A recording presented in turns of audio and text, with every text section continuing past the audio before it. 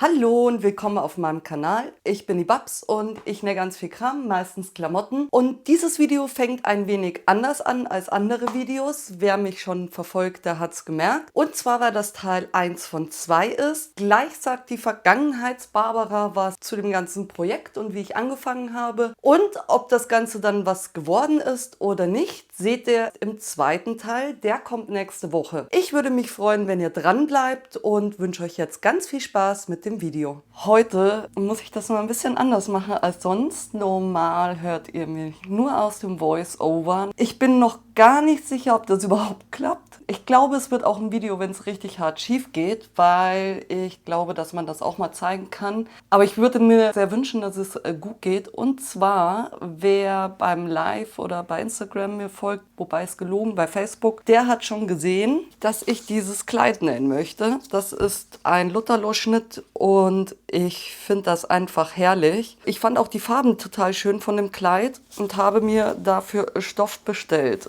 der erstaunlich nahe an die Zeichnung rankommt. Aber mir hat die Zeichnung auch einfach gut gefallen. Das hat mich richtig inspiriert, obwohl lila eigentlich nicht so meine Farbe ist. Und ich habe mir diese beiden Stoffe bestellt und die würde ich echt ungern versauen. Und deshalb bin ich hergegangen, was ich sonst nie mache, und habe ein Probestück genäht. Das ist etwas, was ich sonst nicht mache, aber in dem Fall wollte ich es wirklich gerne hinkriegen und habe hier dieses Probestück genäht mit den Teilungsnähten und dem Kragen, und es ist ein Besatz oder ein Beleg geplant und mir leuchtete gar nicht ein, wie das gemeint ist, und ich habe mir dann Videos angeguckt und dann habe ich es verstanden und da habe ich gemerkt, dass es mir so, wie ich dachte, dass es gehört, nicht passt. Und zwar habe ich gedacht, dass ich hier das Hüftmaß brauche und entsprechend auch hier das Hüftmaß brauche, weil auf dem Bild sieht das schon deutlich tiefer als Taille aus, weil Taille ist für mich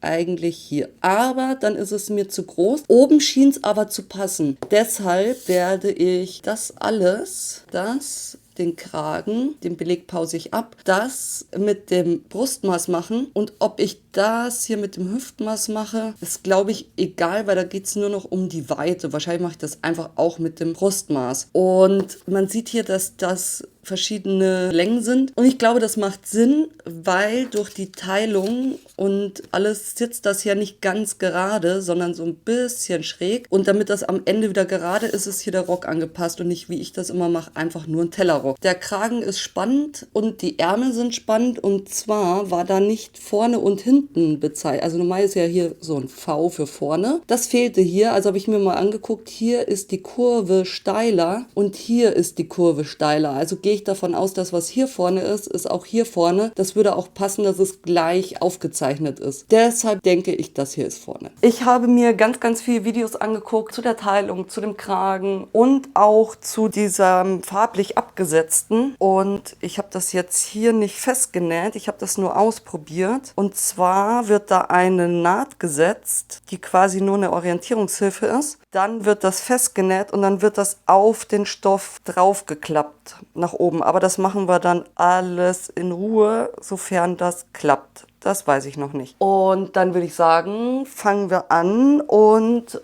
pausen hier mal das Schnittmuster ab. Als erstes habe ich wieder geguckt, dass mein Schnittmuster so liegt, dass ich das auch komplett auf das Schnittpapier bekomme. Dann klebe ich mir da meinen Radiergummi drunter, stecke meine Nadel in das Brustmaß und das dann in das X. Und dann werden als erstes wie immer alle Punkte abgepaust mit genau der Länge, die da steht. Dazu wird das an die Linie angelegt und dann das Maß, das angegeben ist, eingezeichnet. Wenn ich das gemacht habe, dann verbinde ich alle Punkte. Dabei orientiere ich mich auch immer ein bisschen am Schnittmuster, also wo ist eine gerade Linie, wo ist was gebogen. Ich zeichne dann immer zuerst alle Geraden ein und dann alle Biegungen, und wenn ich das gemacht habe, dann zeichne ich die Teilung ein. Dazu schaue ich mir an, wie das Ganze aussieht auf dem Schnittmuster. Also hier im X trifft sich das Ganze, also muss ich das natürlich beim Einzeichnen auch im X treffen. Das heißt, ich lege als erstes mein Lineal an das X an und unten, wo der Spalt anfängt quasi, und da ziehe ich mir eine Gerade, weil das auch im Schnittmuster eine Gerade ist. Und genauso auf der gegenüberliegenden Seite. Jetzt habe ich schon mal die unteren beiden Teile, die waren einfach. Jetzt brauche ich das Ganze oben natürlich auch noch und das ist ein bisschen schwieriger, denn das ist ja hier gebogen. Muss aber auch beides im X enden. Und jetzt muss ich gucken, dass ich das einfach vernünftig anlege, dass das, wie soll ich sagen, organisch aussieht. Und wie man sieht, ich probiere hier auch ein bisschen rum, leg das mal so und versuche natürlich die Punkte, die ich habe, auf jeden Fall mit reinzunehmen, denn dann ist der Verlauf wahrscheinlich richtig. Und dann lässt man sich am besten einfach Zeit und dann passt das auch irgendwann. Und dann habe ich das eingezeichnet und genau so habe ich das auf der anderen Seite gemacht. Auch hier wieder angelegt und geguckt, dass ich die Punkte mit drin habe und ein bisschen rumprobieren zur Not. Das Ganze geht natürlich am einfachsten mit einem Rundlineal. Und jetzt habe ich das eingezeichnet und jetzt prüfe ich einmal, ob das aussieht wie auf dem Schnittmuster. Und um sicher zu gehen, messe ich jetzt die Strecken aus. Das heißt, ich lege das an und lege das diese Teilungsnaht entlang und gucke dann, wo ich rauskomme. Und genau so mache ich das auf der anderen Seite. Denn diese beiden Teile werden ja aneinander genäht und sollten am Ende dieselbe Länge haben, damit sich das ausgeht. Und das ging sich bei mir jetzt genau aus. Und wenn man das so prüft, dann weiß man nachher auch, dass die Teilungsnaht passt. Und genauso gehe ich jetzt für alle anderen Teile vor. Habe ich jetzt das Rückenteil und dort zeichne ich jetzt den Beleg ein. Das mache ich natürlich auch für vorne. Da ist ein Maß angegeben, das sind 3 cm und diese 3 cm messe ich jetzt am Rücken von oben nach unten. Da ist übrigens kein Bruch eingezeichnet, weil es ja kein Bruch ist, sondern ich brauche das Teil zweimal. Und an der Schulter zeichne ich mir auch die 3 cm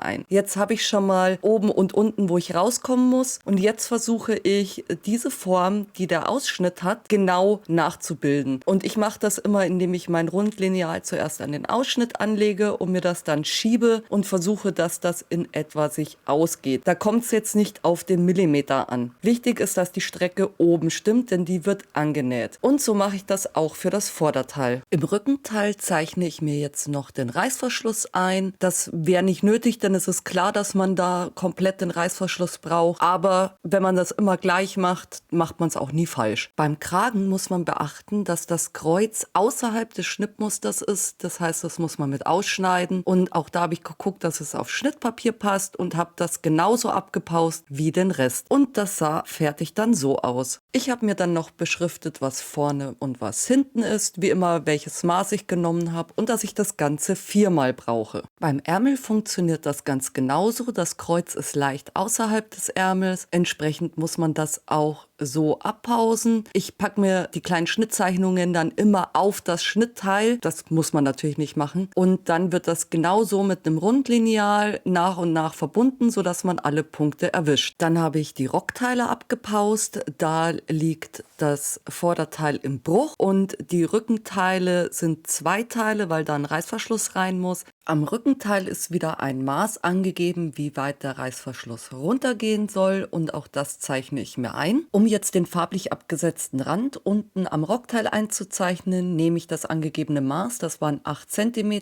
lege mein Maßband an die vorhandenen Punkte an und mache so dieselben Punkte nochmal um diese 8 cm versetzt und dann kann ich das Ganze mit dem Rundlineal wieder verbinden und das mache ich natürlich für Vorder- und Rückteil. Das sind jetzt meine fertigen Schnittteile, da habe ich die beiden Rockteile, das ist einmal im Bruch für vorne und einmal für hinten mit dem Reißverschluss. Das für hinten brauche ich 2-mal, das für vorne brauche ich natürlich nur einmal, weil es im Bruch liegt. Dann habe ich hier die kontrastfarbenen Besatz eingezeichnet und das ist der Kragen, den brauche ich 4-mal. Das sind die Ärmel mit dem vermuteten vorne, das brauche ich 2-mal. Dann habe ich mir noch einen Taschenbeutel ausgeschnitten, dann habe ich hier Vorder- und Rückteil mit den Teilungen und das hier ist vorne, das liegt im Bruch, das brauche ich einmal und das Seitenteil vom Vorderteil brauche ich 2-mal, denn vorne habe das aufgeklappt, aber ich brauche dann ja links und rechts dieses Seitenteil. Und für hinten brauche ich beide Teile zweimal. Und jetzt schneide ich als erstes diesen Teilungsabnäher oder wie auch immer man das in der Fachsprache nennt, mir raus aus dem Ganzen. Und das mache ich für Vorder- und Rückteil. Ich habe dann die Teile nochmal aneinander gelegt und die Strecken nochmal aneinander gelegt und geguckt, ob das passt. Und das war super so. Und jetzt habe ich mir die beiden Teile genommen. Einmal das vorne, das im Bruch liegt, beziehungsweise die beiden Rückenteile, wo der Beleg oben am Kragen ist, und habe mir den Beleg nochmal abgepaust. Habe ich mir dann natürlich auch wieder beschriftet mit Beleg hinten und vorne. Für hinten brauche ich ihn zweimal, für vorne einmal. Vorne liegt es im Bruch und das KF steht für Kontrastfarbe. Jetzt kann es endlich ans Zuschneiden gehen und ich habe mich entschieden, mit dem Vorderteil im Bruch anzufangen, habe mir meinen Stoff hier platzsparend gefaltet und das Ganze dann mit der Bruchkante auf die Bruchkante gelegt, das erstmal alles festgesteckt. Und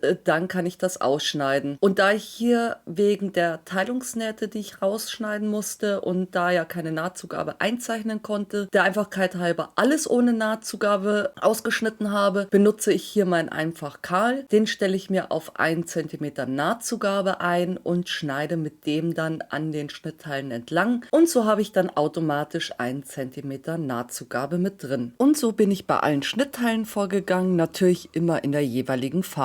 Was mir jetzt noch fehlt, ist das farblich abgesetzte. Das Rockteil habe ich ja zuerst im Ganzen abgepaust aus dem gemusterten Stoff und jetzt möchte ich nur diese farblich abgesetzten Rand aus dem lilanen Stoff. Deshalb muss ich das jetzt aus dem Rockteil noch rausschneiden. Und das mache ich hier und pause mir das dann ganz genauso ab wie die anderen Sachen. Ich habe mir dann noch hinten beschriftet auf der linken Seite, einfach mit einem H, damit ich das nachher nicht falsch zusammennähe. Die Beschriftung habe ich dann auch noch am Ärmel und an den Belegen und am Kragen gemacht. So weiß man am Ende, was man wie zusammennähen muss und muss dann nicht lange nochmal das Schnittmuster anlegen. Jetzt kann es endlich ans Nähen gehen und ich habe mir als erstes die beiden Teile für vorne genommen. Da liegt das mittlere Teil natürlich im Bruch und ich habe die beiden Seitenteile, die dann die Brust ausformen. Und die müssen jetzt rechts auf rechts da drauf genäht werden. Und wie man sieht, das ist mit dieser Biegung natürlich nicht ganz einfach, weil das ja gegenläufig ist. Deshalb habe ich unten angefangen, habe mir das Ganze erstmal nach oben gesteckt und dann langsam die Rundung nach und nach ebenfalls gesteckt. Und wenn das mit beiden Seiten erledigt ist, dann kann ich da mit der Nahtzugabe, die man dazugegeben hat, in meinem Fall war das 1 cm, drüber nähen. Dabei habe ich bei beiden Seiten unten angefangen, um erstmal die Gerade zu nähen, habe mich da an meiner Strichplatte orientiert und habe dann erstmal das gerade Stück in einem Rutsch nach oben genäht. Und sobald ich an die Rundung gekommen bin, habe ich sehr, sehr langsam genäht und den Stoff immer und immer wieder neu gelegt, damit er keine Falten bildet und ich keine Falten einnähe und ich auch nichts annähe, was ich nicht annähen möchte, und habe das immer wieder übereinander gelegt und bin da ganz in Ruhe drüber gegangen und so bin ich für beide Seiten vorgegangen. Um die Nähte jetzt zu versäubern und die Ränder schön gleichmäßig zu haben, habe ich das Ganze noch mit der Overlock versäubert. Um die Ränder zu versäubern, habe ich es mit der Overlock versäubert. Wow, Eloquenz in Reinform. Und dann müssen wir nochmal an die Nähmaschine. Hier habe ich mir jetzt die Nahtzugabe auf das Seitenteil gelegt und das dann einmal ganz knappkantig abgesteppt. Und zwar von der rechten Seite, damit ich da den Stoff auf jeden Fall ganz, ganz flach liegen habe. Und an der Rundung habe ich einfach sehr, sehr langsam genäht. Ich habe mich da an den roten Hilfsstrichen an meinem Nähfüßchen orientiert. Das ist dann so ein Millimeter oder 2 und habe einmal komplett die Naht abgesteppt und zwar auf beiden Seiten. Und so sieht das jetzt aus. Vorne habe ich eine schöne Naht, die das Ganze niederhält, sodass das schön knackig liegt. Hinten ist es sauber und versäubert und so sieht das doch schön aus und da bin ich schon mal sehr begeistert. Als nächstes habe ich dasselbe mit den Rückteilen gemacht. Das liegt natürlich nicht im Bruch, sondern da habe ich 2 Teile, weil ja da ein Reißverschluss dazwischen muss, und auch hier habe ich die passenden Seitenteile. Hier ist die Kurve nicht ganz so steil, weil ich zwar Schulterblätter habe, aber die natürlich weniger weit rausstehen als Brüste. Das sollte logisch sein. Und da mache ich das ganz genauso wie eben. Ich beginne von unten an, stecke mir das hoch, nähe das, versäubere das und steppe das ab. Jetzt können die Rückenteile mit dem Vorderteil verbunden werden. Dazu werden die rechts auf rechts gelegt, die Schulternähte zusammengesteckt, auch wieder mit der dazugegebenen Nahtzugabe zusammennähen, versäubern und einmal absteppen. Und das sieht dann bei mir so aus.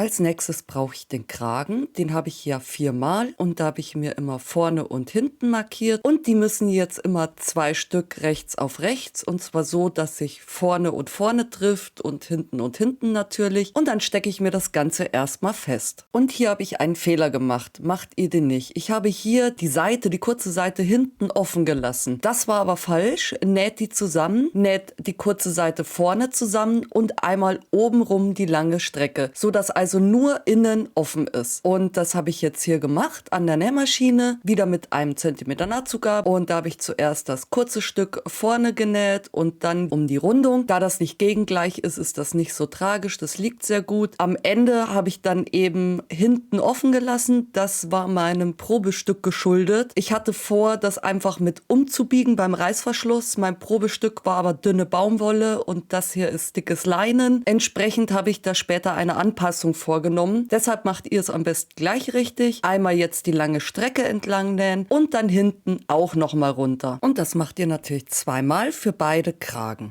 Die können wir dann erstmal auf die Seite legen und uns mit dem Beleg beschäftigen. Dazu brauche ich alle meine Teile, die ich ausgeschnitten habe. Einmal für vorne im Bruch und 2-mal für hinten. Und da habe ich mir eine Markierung gemacht, wie was zusammengehört. Und diese müssen jetzt rechts auf rechts aufeinander gelegt werden. Und zwar so, dass wenn ich das aufklappe, das wieder eine Strecke gibt. Am einfachsten ist es, wenn man sich das erstmal so hinlegt, wie es später aussehen soll. Und dann die geraden Kanten einfach aufeinander klappt und so feststeckt und festnäht. Sonst neigt man dazu, die Dinger falsch zusammenzustecken. Ja, und dann da mit der Nahtzugabe drüber nähen. Und dann ist der Beleg praktisch auch schon fertig. Ich habe das Ganze dann natürlich noch versäubert und habe mir auch hier wieder die Nahtzugabe abgesteppt, sodass das Ganze einfach schöner liegt. Jetzt habe ich mich dem Kragen wieder gewidmet und an der Ecke habe ich diese schräg kurz vor der Naht abgeschnitten und habe auch die Nahtzugabe noch ein Stück eingekürzt. Wahrscheinlich wäre noch besser hier eine Zickzackschere zu benutzen. Und da ich ja hinten offen gelassen habe, habe ich da natürlich nicht schräg abgeschnitten. Da du das ja aber gleich richtig machst, nicht wie ich, und da auch schon eine Naht hast, muss man natürlich auch da die Ecke schräg abschneiden. Und dann kann man das Ganze ausformen und wenden und dann bügeln. Und das habe ich hier schon mal gemacht. Jetzt nehme ich mein Oberteil und falte mir das aufeinander, so dass ich das vordere Teil genau aufeinander liegen habe und kann so in der Mitte mir eine Nadel stecken und weiß jetzt gleich, wenn ich den Kragen anlege, wo der genau hin muss. Dann falte ich mir das Ganze wieder auseinander. Darauf wird jetzt auf die rechte Seite der Kragen platziert, also beide links und rechts. Dabei beginne ich in der Mitte, wo meine Nadel als Markierung steckt, und lege mir das erstmal sauber aufeinander. Jetzt kann ich auch vom Beleg die Mitte rausfinden, indem ich wieder alles übereinander lege und schaue, dass sich die Nähte treffen. Stecke mir da wieder eine Nadel rein und jetzt kann ich Nadel auf Nadel legen, und zwar so, dass die rechte Seite vom Beleg unten ist. In meinem Fall ist das egal, aber falls du einen Stoff hast, wo das nicht egal ist, muss die rechte Seite unten liegen. Und jetzt kann ich das alles nacheinander feststecken. Dabei schaue ich, dass wirklich der Kragen genau am Ausschnitt liegt und auch der Beleg genau am Ausschnitt liegt, damit ich später beim Festnähen nicht irgendwo eine Lücke habe, wo dann der Kragen raushängt. Und wenn das einmal komplett rundum festgesteckt ist, dann kann man das erstmal festnähen. Und das habe ich dann hier gemacht. Und dran denken, bei mir ist ja der Kragen hinten noch offen. Ich werde das nachher nochmal auftrennen müssen. Wenn du den Kragen komplett rundum genäht hast, bis auf die Innenkante, dann entfällt der Schritt später natürlich. Dann kann man da jetzt einfach drüber nähen mit der Nahtzugabe, die man gegeben hat. Und dann ist, was den Kragen und den Beleg angeht, das auch schon fertig. Und so sieht das Ganze jetzt aus. Ich habe das natürlich noch mit der Overlock versäubert. Und jetzt muss der Beleg nach innen. Und normalerweise näht man da nur die Nahtzugabe drauf. Da hier ja der Kragen ohnehin drüber steht, habe ich mich dazu entschieden, da einmal komplett den Beleg, die Nahtzugabe und den Stoff vom Vorderteil zusammenzunähen. Und da habe ich einfach eine ganz knappkantige Naht unter dem Kragen gemacht und mich da wieder an den roten Punkten auf meinem Nähfüßchen orientiert, sodass das nur so 1 Millimeter ist. Da der Kragen drüber schaut, wird man das hinterher sowieso nicht sehen. Und so habe ich auf jeden Fall die Sicherheit, dass das schön ordentlich beieinander liegt. Wenn du das lieber möchtest, kannst du natürlich auch die klassische, man könnte auch sagen richtige Variante nehmen und nur die Nahtzugabe auf den Beleg steppen. Als nächstes werden die Ärmel eingesetzt. Dazu habe ich mir meinen Kragen weggeklappt und dann geguckt, dass der Ärmel auch so liegt, dass ich das mit V, also vorne markierte, vorne auf dem Teil habe. Ich habe dann in der Mitte angefangen, ich habe die Mitte des Ärmels genommen, habe die auf die Schulternaht gesteckt und von da aus dann zu den Seiten. Da hilft es immer, wenn man sich Zeit lässt und sehr viele Nadeln nimmt. Und dann wird da ganz normal mit der Nahtzugabe drüber genäht und natürlich versäubert. Und wenn man möchte, kann man auch hier wieder die Naht absteppen, indem man die Nahtzugabe auf das Oberteil legt und da nochmal knappkantig drüber näht. Und wenn das fertig ist, sollte das so aussehen. Und natürlich mache ich das auf der anderen Seite für den anderen Ärmel genauso. Als nächstes habe ich die Ärmelkanten versäubert, damit das gleich nicht ausfranst. Und dann kann das Ganze rechts auf rechts gelegt werden. Die Seiten werden aufeinander gesteckt. Ich beginne da oben an den Ärmeln und lege auf jeden Fall die beiden Achselnähte aufeinander und stecke dann von da aus nach unten und dann kann über beide Seiten drüber genäht und auch das versäubert werden. Und so sieht das jetzt aus. Ich habe im gleichen Zug noch die Ärmel einmal nach innen geschlagen und abgenäht und jetzt ist das Oberteil fertig. Im zweiten Teil nächste Woche machen wir dann den Rest. Wenn du nichts mehr verpassen willst, dann abonniere jetzt den Kanal. Wir sehen uns nächste Woche. Tschüss!